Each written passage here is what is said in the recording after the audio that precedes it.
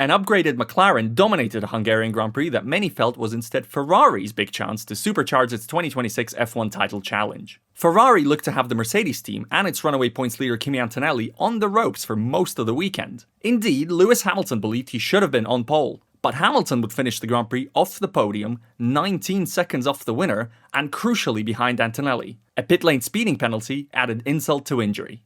The SF26 may or may not have been the strongest car this weekend. Either way, it should have been strong enough to stop Antonelli from re-establishing a 50-point lead. Team principal Fred Vasseur, so often the face of tranquility at the team, was very clearly more agitated than usual, lamenting too many mistakes and describing Ferrari's execution of the Grand Prix as poor. So how did Ferrari let the opportunity slip? And where did this McLaren performance come from? Like before Monaco, Ferrari's corner speed specialist SF26 came into the weekend as the hot tip to win. You have heard it many times this season already, this car is the standard bearer in this field when it comes to cornering. But Monaco, where Mercedes won instead with Antonelli, had already shown it would be far from straightforward for Ferrari here. On Thursday, Leclerc highlighted that Ferrari's key strength of good through-corner balance would be very helpful at the Hungaroring, but he prophetically cautioned it's all about the execution. If you are a little bit out of place, like we've seen in Monaco, you lose more than what the car characteristics make you gain.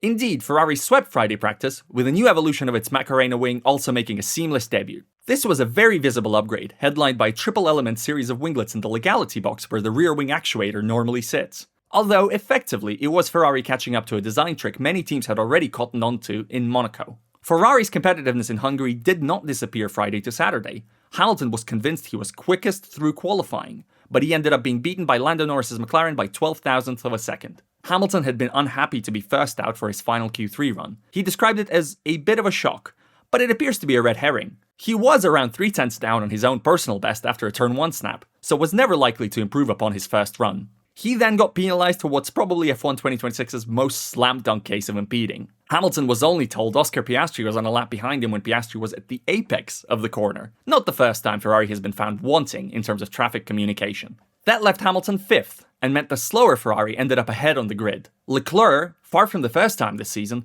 just appeared ill at ease with the car. He too had a costly Q3 snap at turn 1, though said this was happening every lap. McLaren team principal Andrea Stella, albeit hardly an unbiased source, sounded convinced after qualifying that McLaren simply out-executed Ferrari despite having a slower car.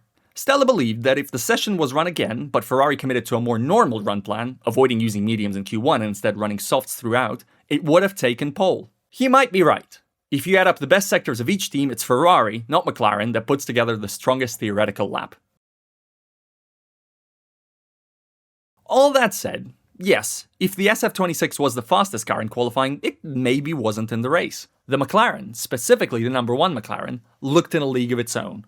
But Vasseur stressed that neither Ferrari ever got that sustained clean air stint to stretch its legs. He was convinced it was execution, not car performance, that let Ferrari down. Indeed, we can't really say how well Ferrari would have played the track position card, if it had that card to play.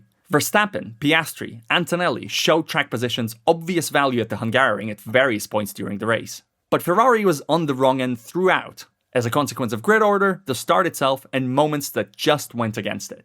The Ferraris were alone in the top 13 to fit C5 softs instead of C4 mediums for the start. Brave, but when we asked Pirelli about this a weekend ago, the tyre supplier admitted that this year the difference between the C3, C4 and C5 in terms of launch performance is basically negligible when you consider all the other aspects influencing starts. Indeed, Leclerc laboured off the dirty side of the track, and Hamilton could only get past Leclerc. But the C5 start appeared more of a performance decision anyway. Leclerc argued that the medium wasn't that good, and both Ferraris looked lively in that first stint, though all that was good for was sitting on the rear wing of Max Verstappen's Red Bull. When Hamilton undercut himself into striking range of Verstappen, he finally made the move to transform his race. Then Verstappen snuck in a remarkable counterattack on Hamilton from behind Liam Lawson, and he was back to square one. Hamilton admitted he had been caught unawares, and felt his race unraveled from there.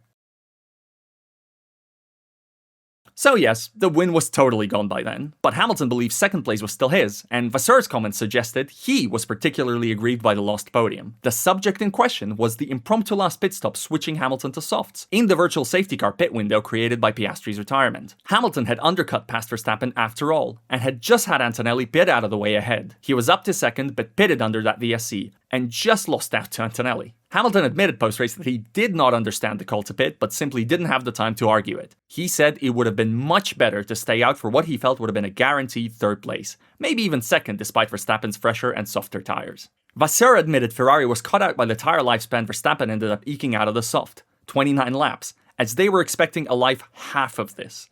But he also stressed that the pit stop was suboptimal in terms of timing. Enough time was given up to just lose out to Antonelli on the pit exit line, and pit lane speeding by 0.1 km per hour contributed Hamilton's third 5-second penalty in 3 races, to go with the Saturday grid drop. In the end, Hamilton said the race was pretty bad, pretty frustrating. Vasseur said everything went wrong.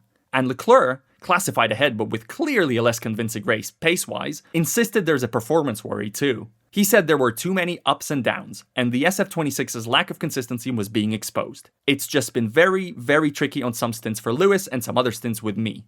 And it's just a little bit strange how uncorrelated everything is.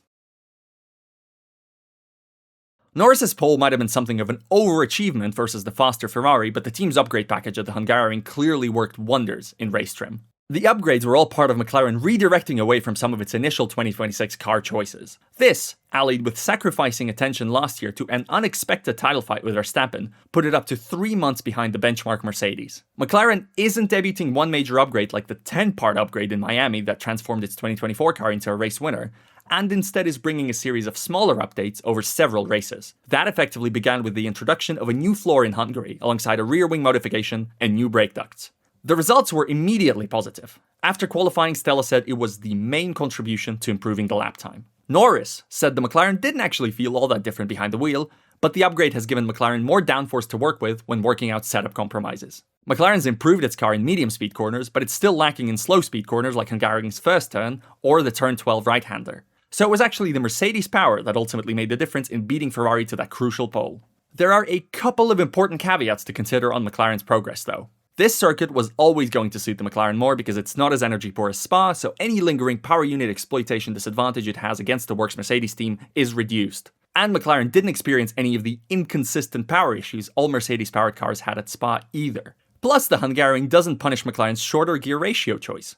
This is a known weakness, but one McLaren won't fix this year because it wants to save the cost cap allowance this would take to change for aero upgrades instead. And McLaren's shorter 2026 wheelbase is a good match for the Hungarian's tight and twisty corners. That said, Norris's pace in the race was extremely strong, clearly far stronger than McLaren and Stella had expected. McLaren is too careful to declare its season transformed, and the 89-point gap between Norris and Antonelli means the championship picture still isn't great.